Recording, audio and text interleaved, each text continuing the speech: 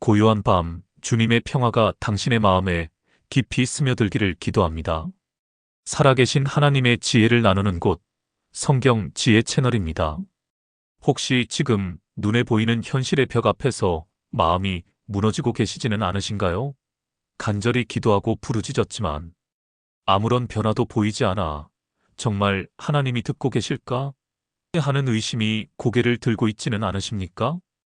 혹은 너무나도 선명한 문제의 무게에 짓눌려 보이지 않는 하나님의 약속이 그저 막연하고 멀게만 느껴지는 밤을 보내고 계시지는 않은지요?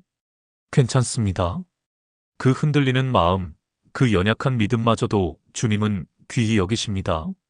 그리고 바로 오늘 이곳 성경 지혜 채널에서 함께 나눌 말씀을 통해 당신의 흔들리는 믿음의 뿌리를 견고한 반석 위에 다시 세우게 될 것입니다. 당신의 눈에는 보이지 않지만 이미 당신을 위해 일하고 계시는 신실하신 하나님을 만나게 될 것입니다.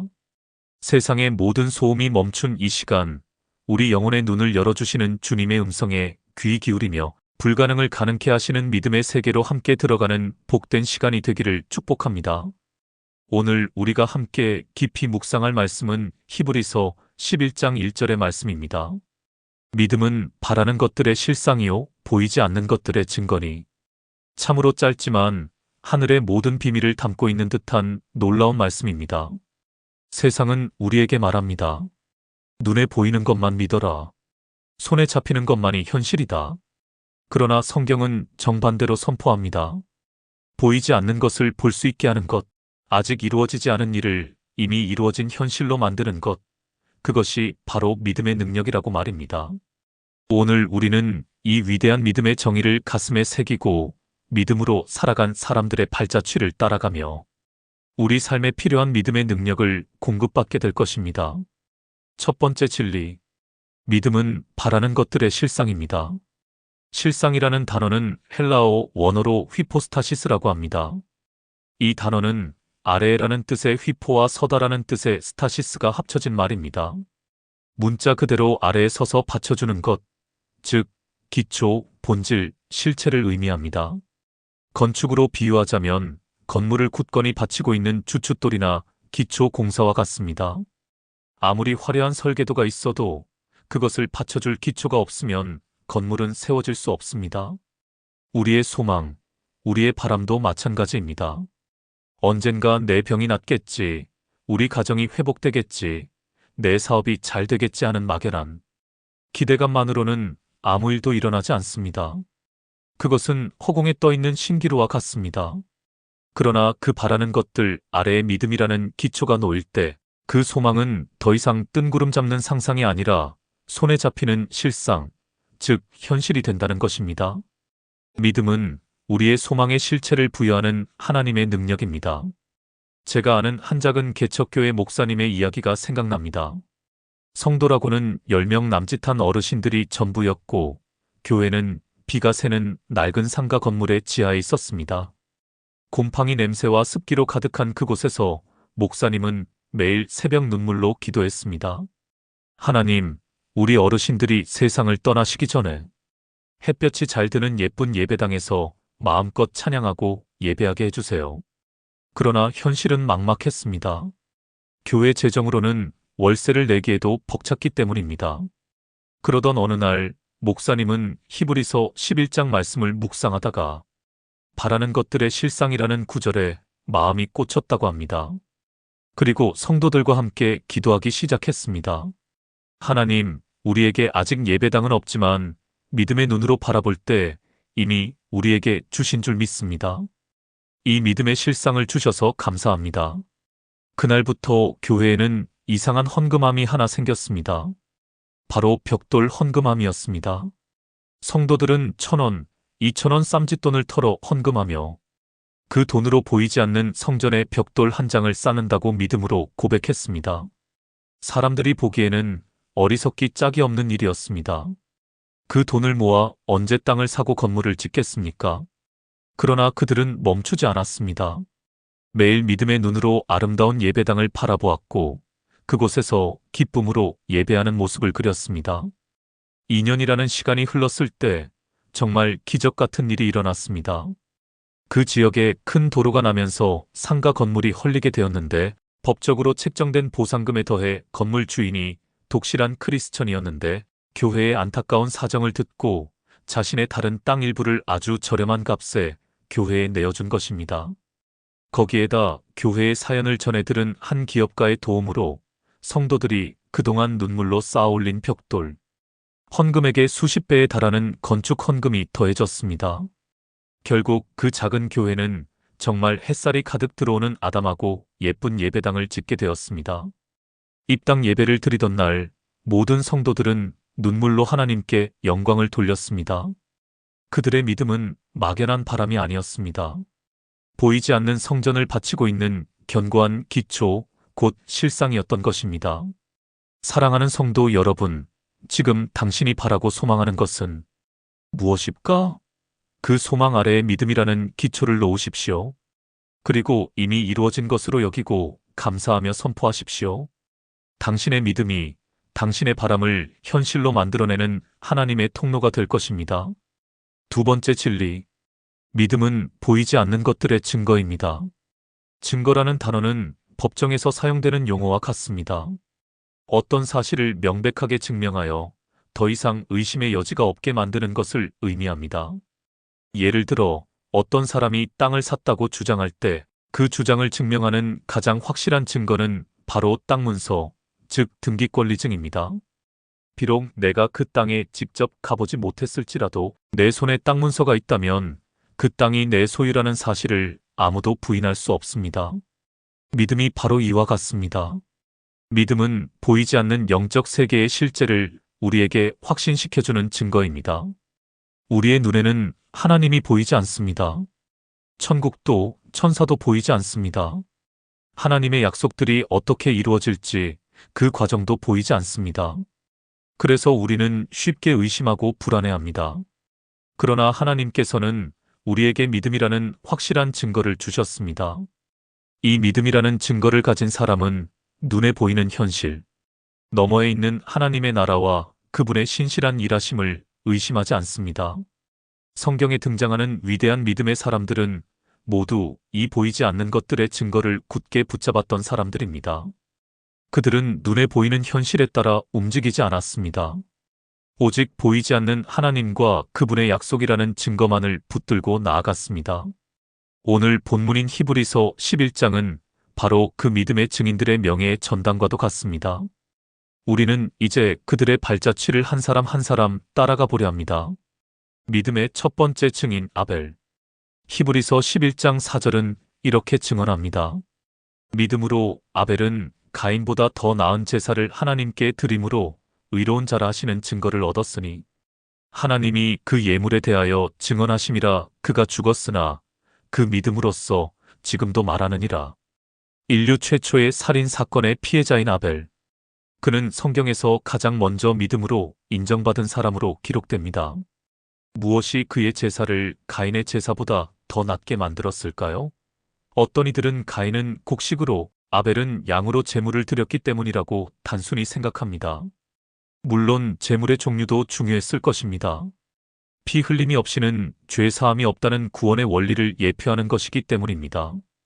그러나 성경은 그 핵심의 믿음이 있었다고 분명히 말합니다. 아벨의 믿음은 무엇이었을까요? 그것은 바로 보이지 않는 하나님께서 기뻐하시는 예배의 방법을 신뢰하고 순종한 믿음이었습니다. 아마도 하나님께서는 아담과 하와를 통해 죄를 지은 인간이 어떻게 하나님 앞에 나아가야 하는지를 가르쳐 주셨을 것입니다. 죄 없는 희생 제물의 피를 통해 나아와야 한다는 것을 알려주셨을 것입니다. 가인은 자신의 생각대로 자기 수고의 산물인 곡식을 가지고 나아갔습니다.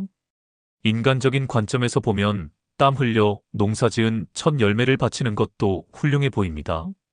그러나 거기에는 보이지 않는 하나님의 방법을 신뢰하는 믿음이 빠져 있었습니다. 반면에 아벨은 보이지 않는 하나님의 계시의 말씀을 믿었습니다. 그리고 그 믿음에 따라 양의 첫 새끼와 그 기름으로 제사를 드렸습니다. 하나님께서는 바로 그 믿음을 보시고 그의 제사를 받으셨고 그를 의로운 자라고 친히 증언해 주셨습니다. 아벨의 믿음은 그가 드린 예물보다 더 귀한 향기였습니다. 비록 그는 형의 미움을 받아 억울한 죽음을 맞이했지만 성경은 그가 죽었으나 그 믿음으로써 지금도 말하느니라라고 선포합니다. 아벨의 순종적인 믿음은 수천 년의 시간을 넘어 오늘 우리에게까지도 강력한 메시지를 전하고 있습니다. 참된 예배는 내 방식, 내 열심이 아니라 보이지 않는 하나님의 말씀을 믿고 순종하는 것이다. 사랑하는 성도 여러분, 우리는 매일 어떤 예배를 드리고 있습니까? 혹시 가인처럼 나의 의로움과 나의 공로를 가지고 하나님 앞에 나아가려 하지는 않습니까? 내가 이렇게 열심히 봉사했으니, 이렇게 많이 헌금했으니, 이만큼 기도했으니 하나님께서 복 주시겠지 하는 마음은 아닌지요? 하나님께서 받으시는 것은 화려한 예물이 아니라 믿음의 중심입니다. 오직 예수 그리스도의 보혈의 공로를 의지하는 믿음, 보이지 않는 하나님의 말씀을 내 생각보다 앞세우는 그 믿음의 제사를 드릴 때 하나님은 우리를 의롭다 칭하시고 우리의 삶을 통해 지금도 말씀하시는 놀라운 역사를 이루실 것입니다. 믿음의 두 번째 증인 에녹. 이어서 5절과 6절은 에녹에 대해 증언합니다. 믿음으로 에녹은 죽음을 보지 않고 옮겨졌으니 하나님이 그를 옮기심으로 다시 보이지 아니하였느니라. 그는 옮겨지기 전에 하나님을 기쁘시게 하는 자라 하는 증거를 받았느니라. 믿음이 없이는 하나님을 기쁘시게 하지 못하나니 하나님께 나아가는 자는 반드시 그가 계신 것과 또한 그가 자기를 찾는 자들에게 상 주시는 이심을 믿어야 할지니라. 에녹의 이야기는 참으로 신비롭습니다. 그는 인류 역사상 죽음을 맛보지 않고 하늘로 들려 올라간 단 두 사람 중 한 명입니다. 성경은 그가 그렇게 될 수 있었던 이유를 단 한 가지로 설명합니다. 바로 믿음입니다. 그는 하나님을 기쁘시게 하는 자라는 놀라운 별명을 얻었는데 6절은 그 비결이 믿음이었음을 분명히 밝힙니다. 여기서 우리는 신앙생활의 가장 중요한 핵심 원리를 발견하게 됩니다. 그것은 바로 믿음이 없이는 하나님을 기쁘시게 할 수 없다는 진리입니다. 우리가 아무리 많은 선행을 하고 종교적인 의무를 다하고 심지어 순교를 한다 할지라도 그 중심에 하나님을 향한 살아있는 믿음이 없다면 그 모든 것은 하나님 앞에서 아무 의미가 없을 수도 있다는 것입니다. 그렇다면 에녹이 가졌던 하나님을 기쁘시게 한 믿음은 구체적으로 어떤 믿음이었을까요? 6절 후반부가 그것을 설명합니다. 첫째는 반드시 그가 계신 것을 믿는 것입니다. 이것은 단순히 하나님이라는 존재를 지식적으로 인정하는 것을 넘어섭니다. 지금 내 삶의 현장에, 내 기도의 자리에, 내 고통의 순간에 하나님께서 실제로 함께 계시며 나를 보고 듣고 계신다는 것을 인격적으로 신뢰하는 믿음입니다. 에녹은 300년 동안 하나님과 동행했다고 창세기는 기록합니다. 동행이라는 것은 함께 걷는 것입니다. 그는 매일 매 순간 보이지 않는 하나님이 바로 자기 곁에서 함께 걷고 계심을 믿었던 것입니다. 그 믿음이 그를 세상의 죄악된 길에서 떠나 거룩한 삶을 살게 했고 하나님을 기쁘시게 하는 삶의 원동력이 되었습니다. 둘째는 그가 자기를 찾는 자들에게 상 주시는 이심을 믿는 것입니다.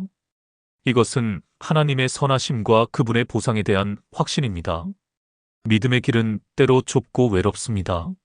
세상의 가치관을 거슬러 살아야 하기에 손해를 보고 오해를 받기도 합니다. 그러나 에녹은 흔들리지 않았습니다. 왜냐하면 이 땅에서의 삶이 전부가 아님을 믿었기 때문입니다.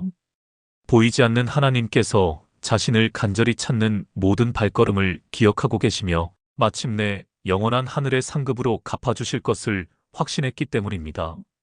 이 믿음이 있었기에 그는 이 땅에 썩어질 것들에 마음을 두지 않고 오직 하나님 한 분만을 기쁘시게 하는 일에 자신의 전 생애를 드릴 수 있었던 것입니다.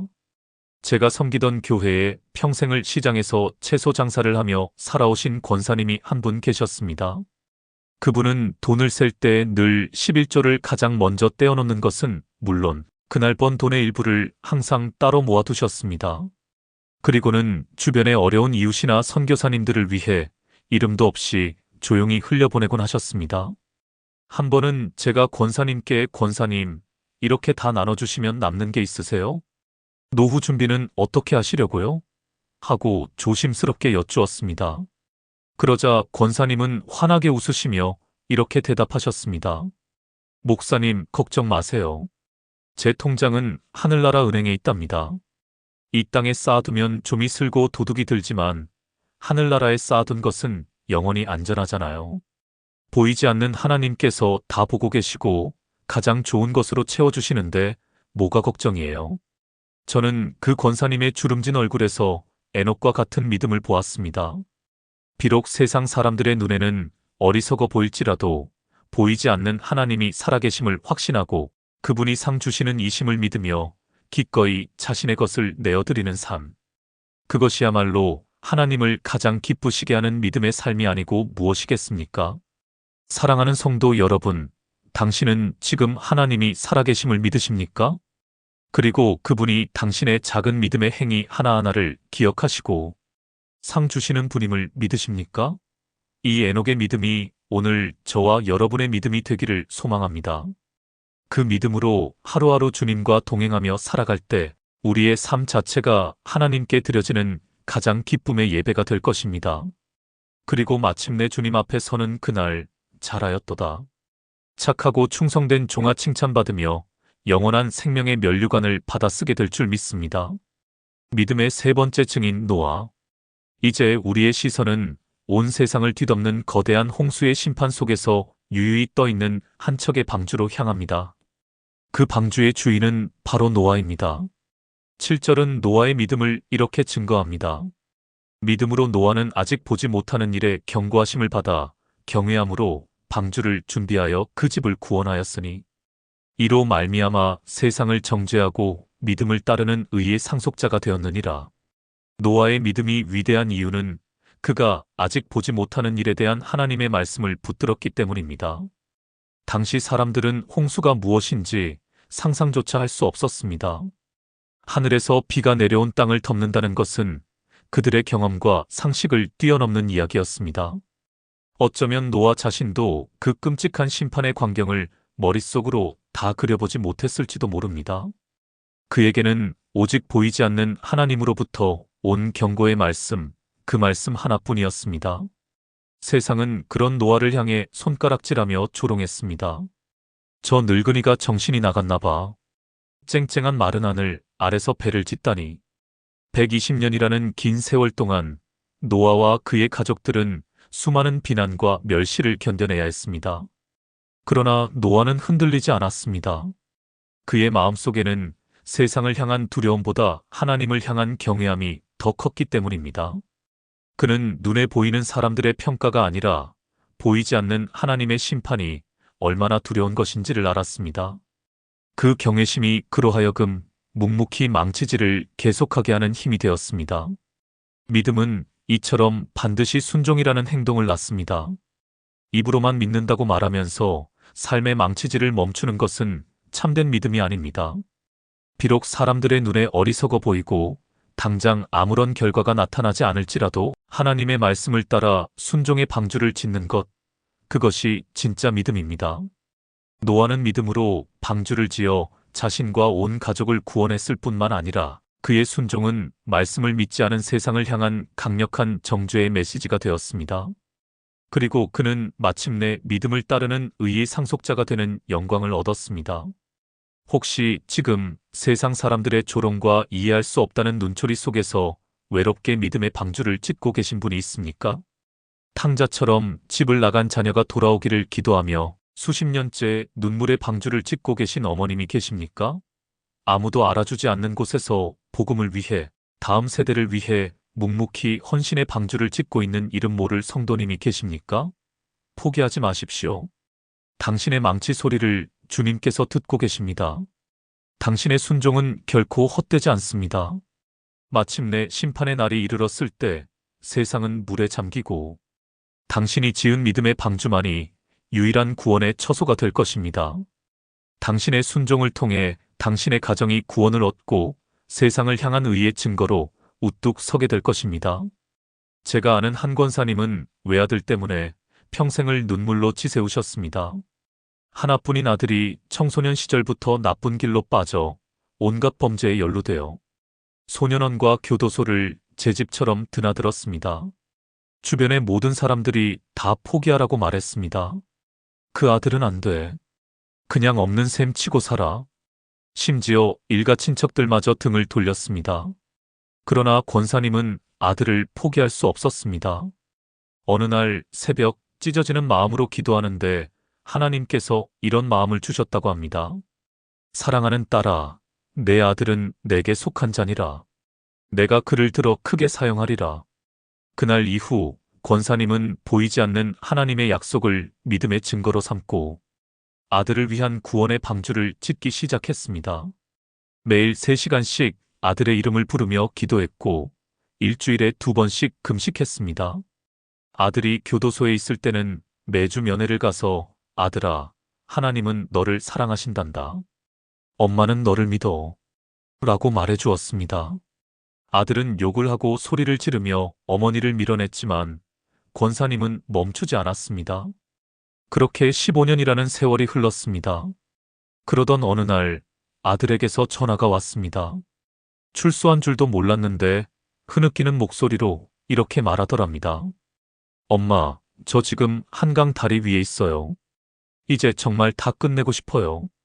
그런데 이상하게 엄마 얼굴이 떠올라서 마지막으로 전화했어요. 권사님은 가슴이 철렁 내려앉았지만 성령께서 주시는 담대함으로 침착하게 말했습니다. 아들아, 죽는 건 언제든지 죽을 수 있어. 딱 한 번만 엄마랑 같이 교회에 가보자. 그래도 안 되면 엄마가 아무 말 안 할게. 아들은 한참을 울기만 하더니 그러겠다고 대답했습니다. 그 주일 아들은 마지못해 권사님의 손에 이끌려 교회에 나왔습니다. 그런데 그날따라 목사님의 설교 말씀이 마치 자기 얘기를 하는 것처럼 구절구절 아들의 마음을 찔렀다고 합니다. 예배가 끝나고 통성으로 기도하는 시간에 아들은 갑자기 바닥에 엎드려 아이처럼 엉엉 울기 시작했습니다. 수십 년간 굳어있던 그의 마음이 성령의 능력으로 녹아내리는 순간이었습니다. 그날 이후 아들은 완전히 새로운 사람이 되었습니다. 신학을 공부하여 지금은 목사님이 되어 자신처럼 방황하는 청소년들을 섬기는 귀한 사역을 감당하고 있습니다. 권사님이 15년간 눈물로 지은 구원의 방주가 마침내 한 영혼을 구원하고 수많은 영혼을 살리는 의의 상속자를 만들어낸 것입니다. 사랑하는 성도 여러분, 보이지 않는다고 해서 없는 것이 아닙니다. 더디다고 해서 이루어지지 않는 것이 아닙니다. 믿음으로 순종의 방주를 지으십시오. 반드시 구원의 날은 밝아올 것입니다. 믿음의 4번째 증인, 아브라함. 이제 히브리서 11장은 믿음의 여정에서 가장 중요한 인물, 바로 믿음의 조상 아브라함에게로 우리를 인도합니다. 8절에서 10절 말씀입니다. 믿음으로 아브라함은 부르심을 받았을 때에 순종하여 장래의 유업으로 받을 땅에 나아갈새 갈 바를 알지 못하고 나아갔으며 믿음으로 그가 이방의 땅에 있는 것 같이 약속의 땅에 거류하여 동일한 약속을 유업으로 함께 받은 이삭 및 야곱과 더불어 장막에 거하였으니 이는 그가 하나님이 계획하시고 지으실 터가 있는 성을 팔았음이라. 아브라함의 믿음은 한마디로 떠남의 믿음이었습니다. 그는 하나님의 부르심을 받았을 때 주저하지 않고 순종했습니다. 무엇으로부터 떠났습니까? 그가 살던 갈대아 우르는 당대 최고의 문명을 자랑하던 도시였습니다. 그는 그곳에서의 안정된 삶, 익숙한 문화, 평생을 함께해온 친척과 친구들을 모두 뒤로하고 떠나야 했습니다. 어디로 가는지도 알지 못한 채 말입니다. 그의 손에 쥐어진 것은 장래의 유업으로 받을 땅이라는 보이지 않는 약속 하나뿐이었습니다. 이것이야말로 믿음의 본질을 가장 잘 보여주는 모습입니다. 믿음은 내가 모든 것을 다 이해하고 계산하고 계획한 뒤에 안전하게 출발하는 것이 아닙니다. 비록 내 앞길이 어떻게 펼쳐질지, 어디로 가야 할지 알지 못할지라도 나를 부르신 그분이 신실하시다는 사실 하나만을 믿고 첫걸음을 내딛는 것, 그것이 바로 아브라함의 믿음입니다. 우리의 신앙 여정도 마찬가지입니다. 예수님을 믿고 따르는 길은 세상의 안정과 성공이 보장된 길이 아닐 수 있습니다. 때로는 익숙한 것들을 포기하고 낯선 길로 들어서야 할 때도 있습니다. 그러나 우리가 가야 할 길을 주님께서 알고 계시니 우리는 그저 그분의 인도하심을 믿고 그 길을 따르기만 하면 됩니다. 9절에서 10절 말씀입니다. 믿음으로 아브라함은 부르심을 받았을 때에 순종하여 장래의 유업으로 받을 땅에 나아갈새 갈 바를 알지 못하고 나아갔으며 믿음으로 그가 이방의 땅에 있는 것 같이 약속의 땅에 거류하여 동일한 약속을 유업으로 함께 받은 이삭 및 야곱과 더불어 장막에 거하였으니 이는 그가 하나님이 계획하시고 지으실 터가 있는 성을 팔았음이라. 아브라함의 믿음은 한마디로 떠남의 믿음이었습니다. 오늘 한 걸음을 내디디면 되는 것입니다. 더 나아가 아브라함의 믿음은 기다림의 믿음이었습니다. 그는 마침내 하나님께서 약속하신 가나안 땅에 도착했습니다. 그러나 그곳에서 그를 기다린 것은 화려한 왕궁이나 넓은 영토가 아니었습니다. 그는 그 땅에서 주인이 아니라 이방인 나그네처럼 살아야 했습니다. 그 땅의 원주민들 틈에서 이곳저곳 옮겨다니며 장막에 거주했습니다. 장막은 임시 거처를 상징합니다. 아브라함은 약속의 땅에 와서도 여전히 정착하지 못하고 떠도는 삶을 살았던 것입니다. 인간적으로 생각하면 얼마나 실망스럽고 지쳤을까요? 하나님, 여기가 정말 저에게 주시기로 한 그 땅이 맞습니까? 왜 제게는 발붙일 땅 한 평도 주시지 않습니까? 하고 원망할 수도 있었을 것입니다. 그러나 아브라함은 불평하지 않았습니다. 그는 아들 이삭과 손자 야곱에게까지 이어지는 긴 세월 동안 묵묵히 나그네의 삶을 살아냈습니다. 무엇이 그를 그렇게 만들었을까요? 10절이 그 비밀을 알려줍니다. 이는 그가 하나님이 계획하시고 지으실 터가 있는 성을 팔았음이라. 아브라함의 시선은 눈에 보이는 가나안 땅에 고정되어 있지 않았습니다. 그의 믿음의 눈은 저 너머 하늘에 있는 영원한 도성을 바라보고 있었습니다. 이 땅의 장막은 잠시 머물다 가는 곳이지만 하나님께서 친히 설계하시고 지으시는 하늘의 도성은 영원한 반석 위에 세워진 우리의 본향임을 그는 믿었던 것입니다. 이 영원한 소망이 있었기에 그는 이 땅에서의 나그네 생활의 불편함과 서러움을 넉넉히 이겨낼 수 있었습니다. 사랑하는 성도 여러분, 우리 역시 땅을 살아가는 영적인 아브라함의 후손들입니다. 우리에게는 이 땅에 영원한 도성이 없습니다. 우리가 소유한 집도, 재물도, 명예도 모두 잠시 빌려 쓰는 장막과 같습니다. 언젠가 우리는 이 모든 것을 두고 우리의 본향 하늘나라로 돌아가야 합니다. 이 사실을 잊고 사는 순간 우리는 눈에 보이는 이 땅의 것들에 얽매여 아브라함처럼 믿음의 경주를 달려갈 수 없게 됩니다. 사업의 실패로 어려움을 겪던 한 집사님이 계셨습니다.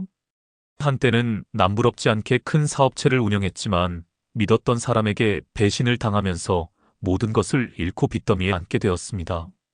절망 속에서 그는 매일 밤 술로 지새우며 세상을 원망하고 하나님을 원망했습니다.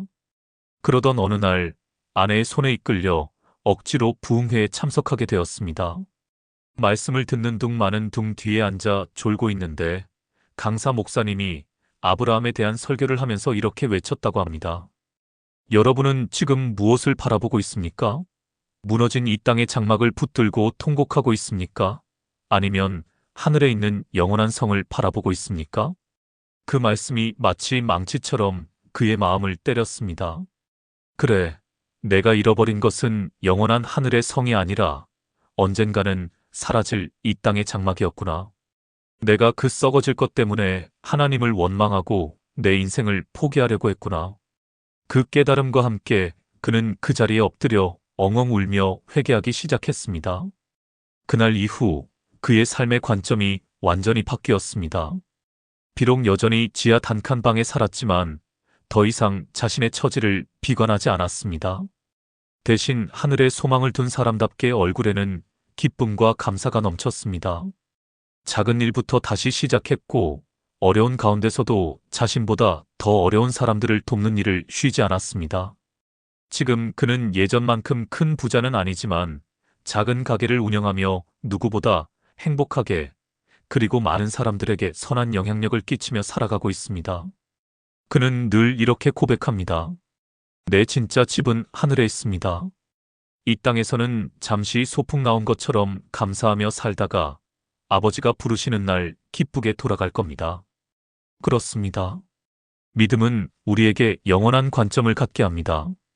이 땅이 전부가 아님을 알게 될 때 우리는 비로소 세상의 문제 앞에서 자유로워질 수 있습니다. 아브라함처럼 보이지 않는 하늘의 본향을 바라보며 오늘 우리에게 주어진 나그네의 삶을 충실하게 살아내는 저와 여러분이 되기를 간절히 소망합니다. 믿음의 5번째 증인 사라.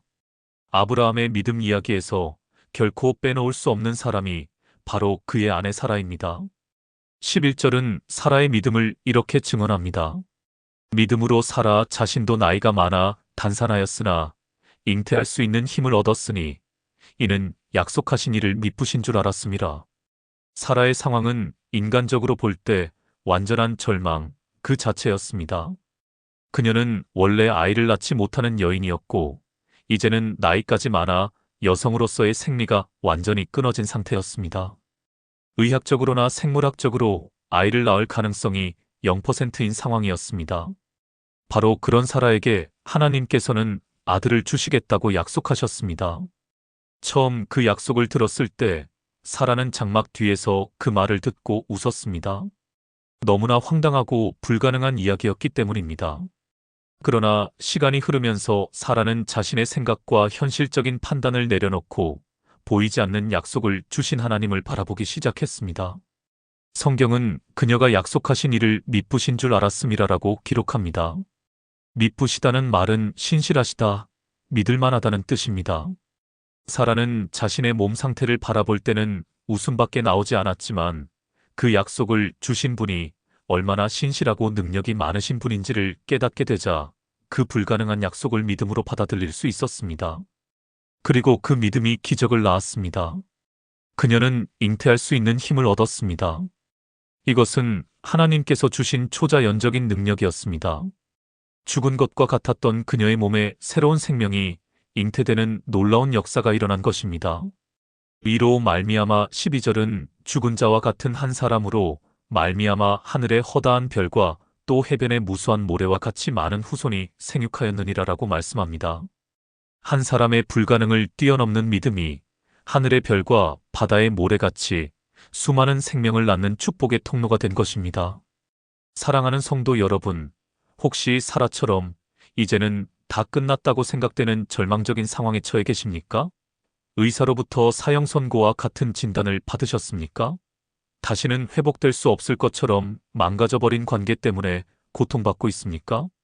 내 힘으로는 도저히 해결할 수 없는 문제 앞에서 모든 것을 포기하고 싶으십니까? 바로 그때 당신의 문제와 상황이 아니라 그 모든 것을 뛰어넘어 일하실 수 있는 미쁘신 하나님을 바라보십시오. 없는 것을 있는 것처럼 부르시며 죽은 자를 살리시는 전능하신 하나님을 신뢰하십시오. 하나님께는 불가능이 없습니다. 당신의 믿음이 바로 사라와 같이 잉태하는 힘이 되어 당신의 죽은 것 같은 상황 속에 새로운 생명의 역사를 만들어낼 것입니다. 당신의 한숨을 바꾸어 찬송이 되게 하시고 눈물을 바꾸어 기쁨의 열매를 맺게 하실 것입니다. 이 신실하신 하나님을 믿음으로 붙드는 복된 밤이 되시기를 주님의 이름으로 축원합니다. 이처럼 믿음의 사람들은 비록 이 땅에서 약속의 완전한 성취를 보지 못했을지라도 그것을 믿음의 눈으로 멀리서 바라보며 환영하고 기뻐했습니다. 13절부터 16절은 이들의 공통된 신앙 고백을 아름답게 요약해 줍니다. 이 사람들은 다 믿음을 따라 죽었으며 약속을 받지 못하였으되 그것들을 멀리서 보고 환영하며 또 땅에서는 외국인과 나그네임을 증언하였으니 그들이 이같이 말하는 것은 자기들이 본향 찾는 자임을 나타냄이라. 그들이 나온 바 본향을 생각하였더라면 돌아갈 기회가 있었으려니와 그들이 이제는 더 나은 본향을 사모하니 곧 하늘에 있는 것이라. 이러므로 하나님이 그들의 하나님이라 일컬음 받으심을 부끄러워하지 아니하시고 그들을 위하여 한 성을 예비하셨느니라. 이 말씀은 우리에게 믿음의 본질에 대한 깊은 통찰을 줍니다. 믿음의 선조들은 약속을 온전히 손에 쥐지 못한 채 죽었습니다. 아브라함은 하늘의 별과 같은 자손을 약속받았지만 겨우 아들 이삭 한 명만을 보았고 광활한 가나안 땅을 약속받았지만 아내 사라를 묻을 막벨라 굴 외에는 자기 소유의 땅이 없었습니다.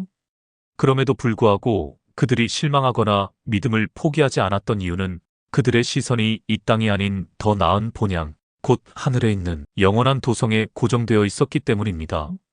그들은 스스로를 이 땅의 주인이 아니라 외국인과 나그네라고 고백했습니다. 나그네는 언젠가 자기 집으로 돌아갈 사람입니다.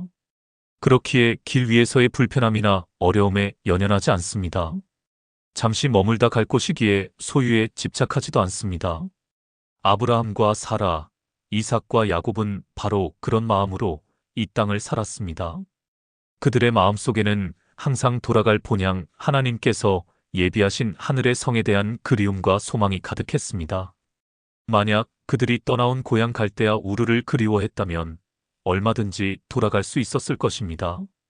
그러나 그들은 돌아가지 않았습니다. 세상의 안락함보다 보이지 않는 하나님의 나라를 더 사모했기 때문입니다. 하나님께서는 바로 그들의 그런 믿음을 너무나 귀하게 여기셨습니다.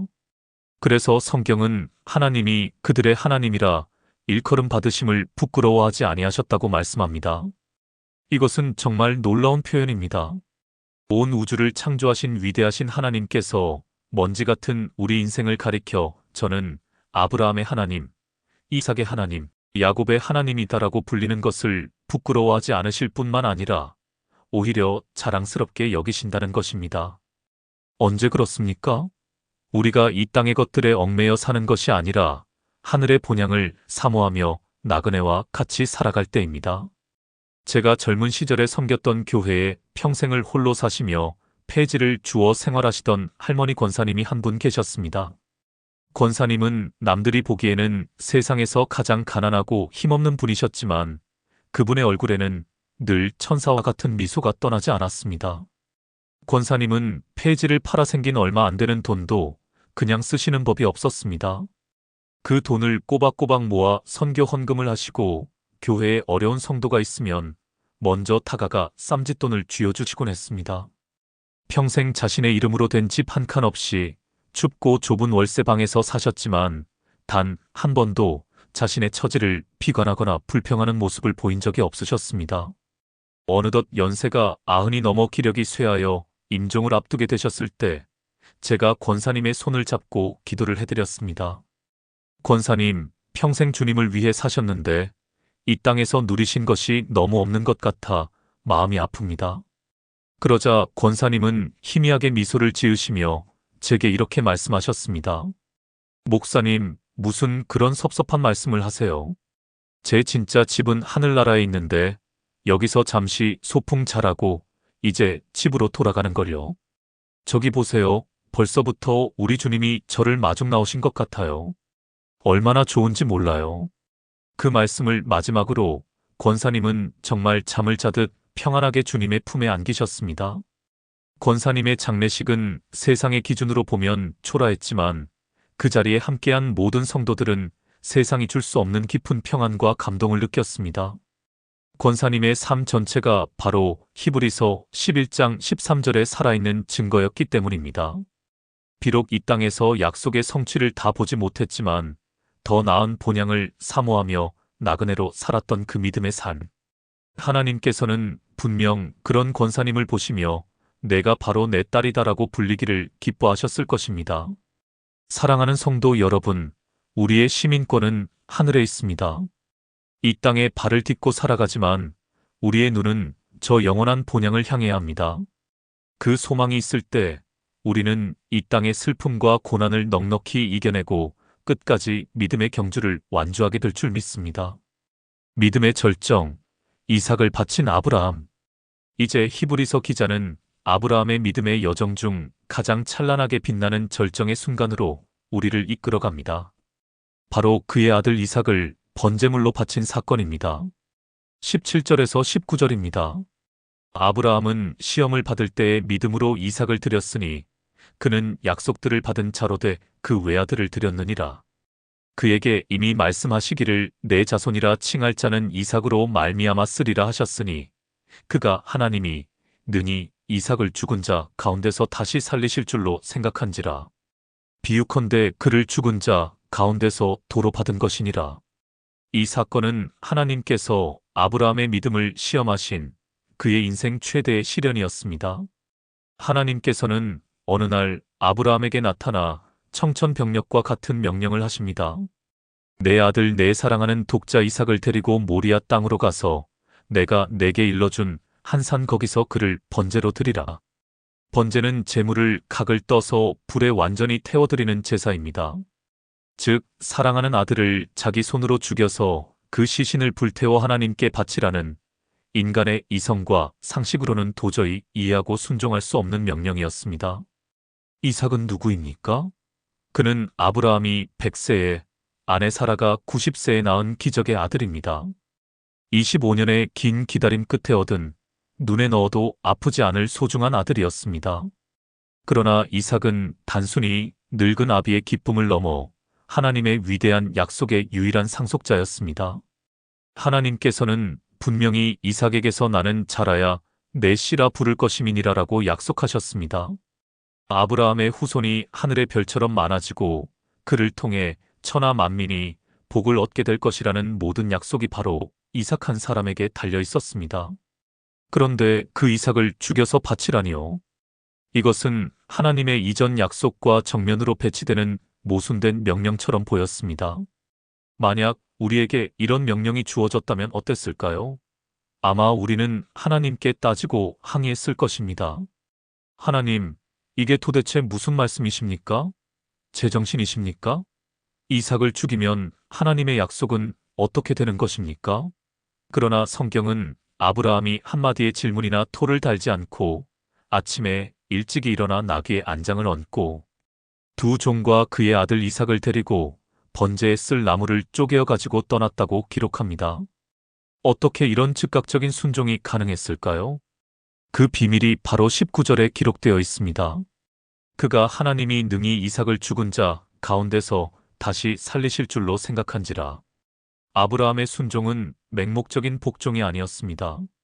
그의 순종 뒤에는 하나님에 대한 깊은 신뢰에 기반한 치열한 영적 사유와 믿음의 결단이 있었습니다. 그는 이렇게 생각했던 것입니다. 하나님은 거짓말을 못하시는 신실하신 분이다. 그분은 분명 이삭을 통해 내 후손이 번성할 것이라고 약속하셨다. 그런데 그 하나님께서 지금 이삭을 바치라고 명령하신다.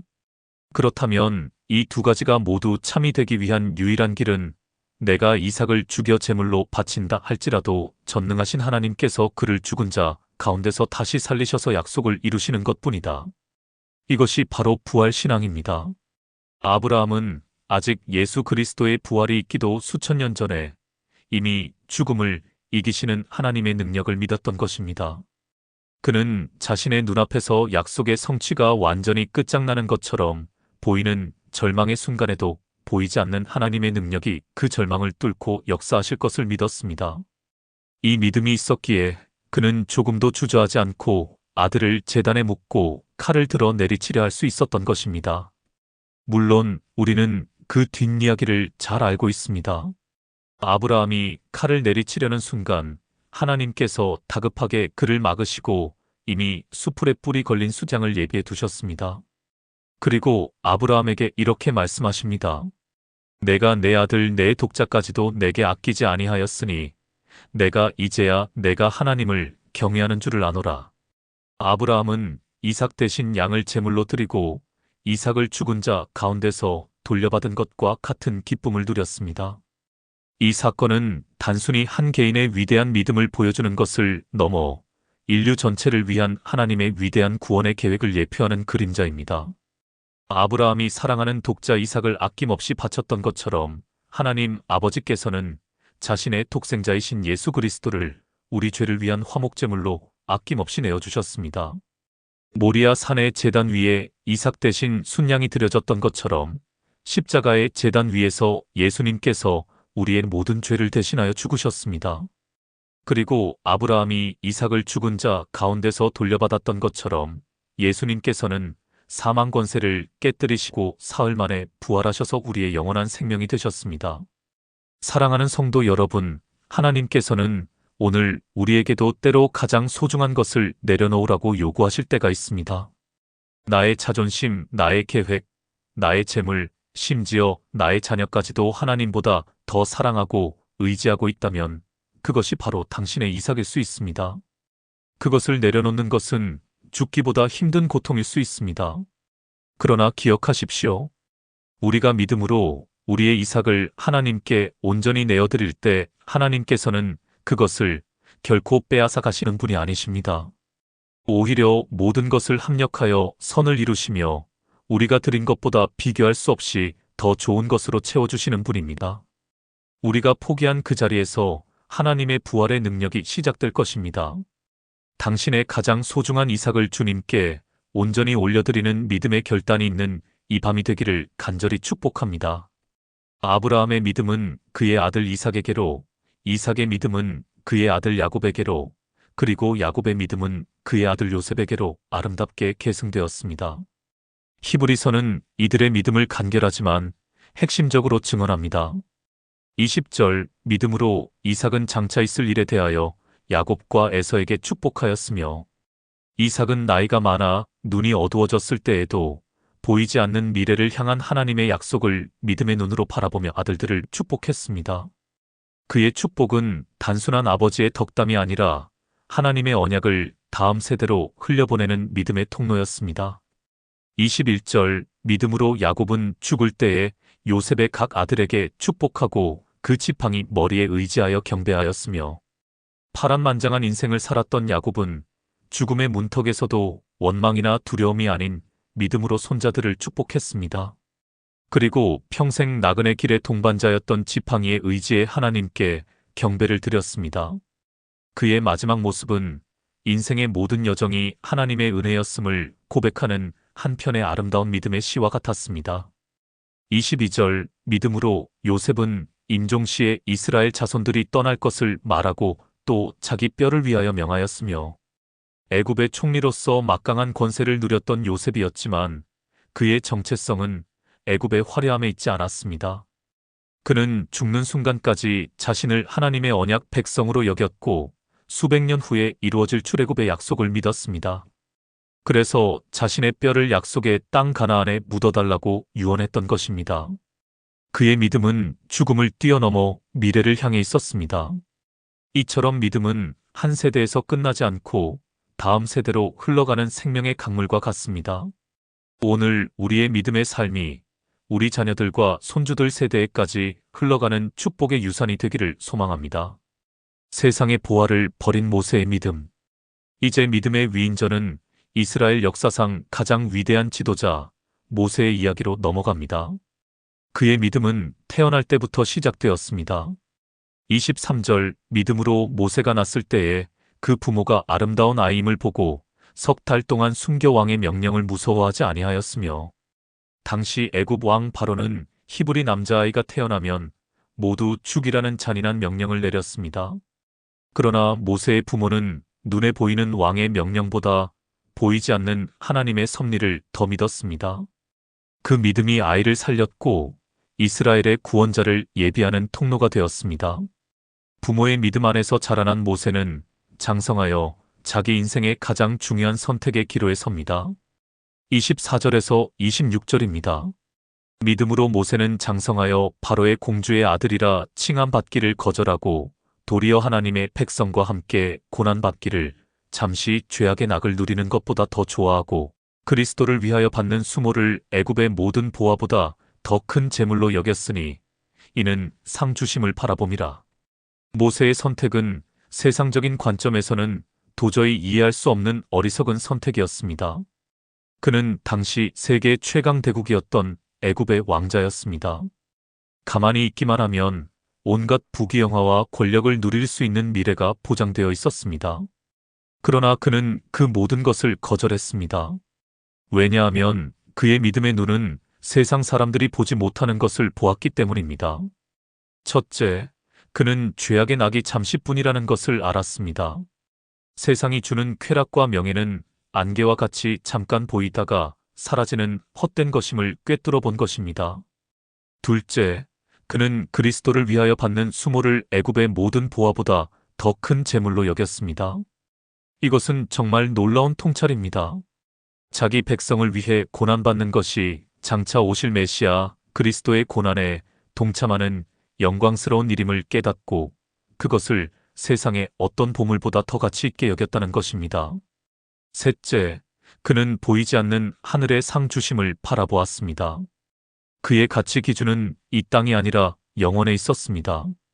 이 위대한 믿음의 선택이 있었기에 그는 떨리는 마음으로 바로 왕 앞에 서서 내 백성을 보내라고 외칠 수 있었고, 홍해를 가르고 광야를 건너는 위대한 출애굽의 역사를 이끌 수 있었습니다. 그 모든 과정의 원동력이 무엇이었습니까? 27절이 답을 줍니다. 믿음으로 애굽을 떠나 왕의 노함을 무서워하지 아니하고 곧 보이지 아니하는 자를 보는 것 같이 하여 참았으며, 모세는 눈에 보이는 바로 왕의 분노보다 눈에 보이지 않는 만왕의 왕이신 하나님을 더 크게 보았던 것입니다. 보이지 않는 하나님을 보는 것 같이 여기는 믿음. 이것이 바로 세상을 이기는 능력의 비밀입니다. 제가 아는 한 장로님이 계십니다. 큰 회사의 임원으로서 탄탄대로를 달리던 분이셨는데 회사의 사장으로 승진할 수 있는 절호의 기회를 맞게 되었습니다. 그러나 그 자리에는 부도덕한 조건이 하나 붙었습니다. 회사의 비자금을 관리하고 여러 불법적인 거래에 눈을 감아 주어야 한다는 것이었습니다. 장로님은 며칠 밤낮을 고민하며 기도했습니다. 한쪽에는 평생의 꿈이었던 성공과 명예, 그리고 막대한 부가 있었고, 다른 한쪽에는 이름도 빛도 없는 고난의 길이 있었습니다. 오랜 기도 끝에 장로님은 사장직을 거절했습니다. 그리고 얼마 후 양심의 가책을 느껴 더 이상 회사에 다닐 수 없다며 사표를 냈습니다. 주변의 모든 사람들이 그를 어리석다고 말했습니다. 평생 후회할 것이라고 했습니다. 회사를 나온 장로님은 퇴직금으로 작은 가게를 하나 차렸지만 경험 부족으로 얼마 못 가 문을 닫고 경제적으로 큰 어려움을 겪게 되었습니다. 그러나 이상하게도 장로님의 얼굴에서는 예전보다 더 깊은 평안과 기쁨이 느껴졌습니다. 장로님은 늘 이렇게 고백하셨습니다. 저는 애굽의 모든 보화를 잃었지만 그보다 더 큰 재물인 주님과의 평안을 얻었습니다. 눈에 보이는 세상의 성공은 놓쳤지만 눈에 보이지 않는 주님을 더 선명하게 보게 되었으니 저는 세상에서 가장 큰 부자입니다. 그 장로님의 모습에서 저는 바로 왕의 제안을 거절했던 모세의 믿음을 보았습니다. 보이지 않는 하나님을 보는 것 같이 여기는 믿음이 있을 때 우리도 세상의 유혹을 이기고 기꺼이 고난의 길을 선택하는 그리스도의 제자가 될 수 있습니다. 사랑하는 성도 여러분, 오늘 우리는 히브리서 11장에 기록된 믿음의 영웅들의 발자취를 따라 긴 여행을 했습니다. 우리는 그들의 삶을 통해 믿음이 무엇인지, 믿음으로 사는 삶이 어떠한 것인지를 생생하게 목격했습니다. 믿음은 막연한 긍정적인 생각이 아닙니다. 믿음은 보이지 않는 하나님과 그분의 말씀을 눈에 보이는 세상과 나의 경험보다 더 실제적인 것으로 여기는 영적인 시선입니다. 아벨처럼 믿음은 하나님께서 기뻐하시는 방식대로 나아가는 예배입니다. 에녹처럼 믿음은 보이지 않는 하나님과 날마다 동행하는 친밀한 관계입니다. 노아처럼 믿음은 세상의 조롱 속에서도 말씀에 순종하여 묵묵히 방주를 짓는 인내입니다. 아브라함처럼 믿음은 갈 바를 알지 못해도 부르심에 순종하여 떠나는 모험이며 이 땅이 아닌 하늘의 본향을 바라보는 영원한 소망입니다. 사라처럼 믿음은 나의 불가능함이 아니라 약속하신 하나님의 신실하심을 붙드는 것입니다. 모세처럼 믿음은 잠시 있다 사라질 세상의 보화보다 그리스도와 함께 받는 고난을 더 큰 재물로 여기는 가치관의 혁명입니다. 이 위대한 믿음의 선진들이 구름같이 허다한 증인이 되어 오늘을 살아가는 우리를 둘러싸고 응원하고 있습니다. 사랑하는 아들아, 딸아, 포기하지 마라. 우리도 믿음으로 이겼단다. 너도 할 수 있다. 이들의 외침이 들리십니까? 이제 이 모든 말씀을 마음에 품고 우리의 믿음 없음을 주님 앞에 고백하며 함께 기도하는 시간을 갖겠습니다. 사랑과 은혜가 무한하신 하나님 아버지, 오늘 히브리서 11장의 말씀을 통해 믿음의 선진들의 위대한 삶을 돌아보게 하시니 참으로 감사합니다. 그들의 삶은 멀리 있는 전설 속 이야기가 아니라 바로 오늘 우리가 붙들고 살아가야 할 믿음의 교과서임을 깨닫게 됩니다. 주님, 우리의 연약한 믿음을 불쌍히 여겨 주시옵소서. 우리는 너무나 자주 눈에 보이는 현실의 벽 앞에서 좌절하고 귀에 들리는 세상의 소리에 흔들립니다. 보이지 않는 주님의 약속보다는 손에 잡히는 문제들을 더 크게 보며 염려하고 두려워했던 어리석음을 용서하여 주시옵소서. 이제 우리에게 아브라함과 같은 믿음을 주옵소서. 우리의 이성과 경험을 내려놓고 주님의 부르심에 온전히 순종하여 믿음의 첫걸음을 내딛는 용기를 허락하여 주시옵소서. 이 땅에 소망을 두는 어리석은 자가 되지 않게 하시고 저 하늘에 있는 영원한 본향을 사모하며 나그네와 같이 살아가게 하옵소서. 우리에게 가장 소중한 이삭이라도 주님께서 원하시면 아낌없이 내어드릴 수 있는 순종의 믿음을 주시옵소서. 우리에게 모세와 같은 믿음을 주옵소서. 잠시뿐인 죄악의 낙을 누리기보다 주님의 백성과 함께 고난받기를 더 기뻐하게 하옵소서. 세상의 헛된 보화보다 그리스도를 위하여 받는 수모를 더 큰 재물로 여기는 하늘의 가치관을 갖게 하여 주시옵소서.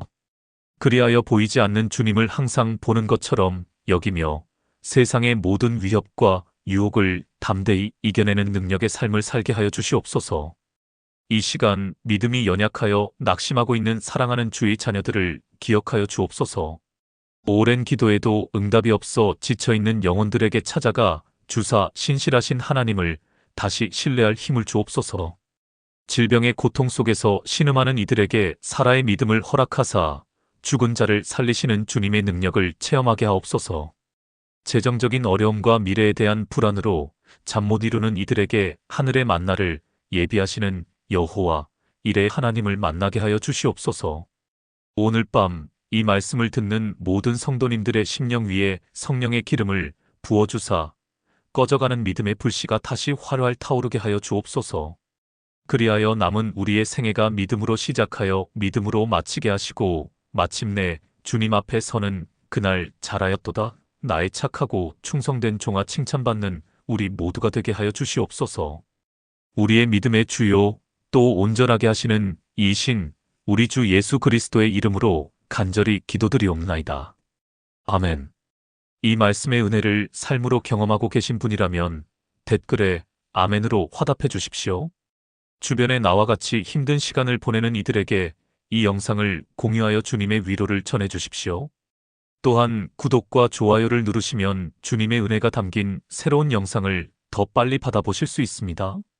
하나님의 은혜가 여러분의 가정에 가득하기를 기도합니다. 시청해 주셔서 진심으로 감사드립니다.